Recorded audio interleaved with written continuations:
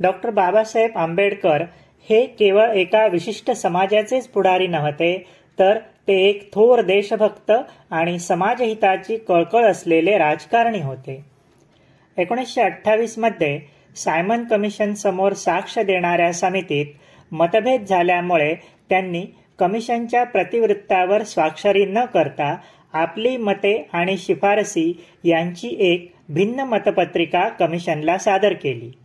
त्यात त्यांनी असे सुचविले होते की प्रांतिक कार्यकारी मंडळास संपूर्ण स्वातंत्र्य असावे, मंत्रिमंडळात जातीय प्रतिनिधी नसावेत, अनैर्बंधिक कृत्याबद्दल मंत्री न्यायालयीन चौकशीच्या कक्षेत असावेत, मंत्र्यांची विधिमंडळासमोर अधिकृत चौकशी करण्याची तरतूद असावी, प्रौढ मतदान पद्धती स्वीकारण्यात यावी, विधिमंडळाचे सदस्यत्व निवडणुकीवर आधारलेले असावे, जातीय मतदारसंघ असू नयेत, अस्पृश्य, मुसलमान, अँग्लो इंडियन यांच्यासाठी राखीव जागा ठेवाव्यात, नोकऱ्यांचे हिंदीकरण त्वरित करावे इत्यादी.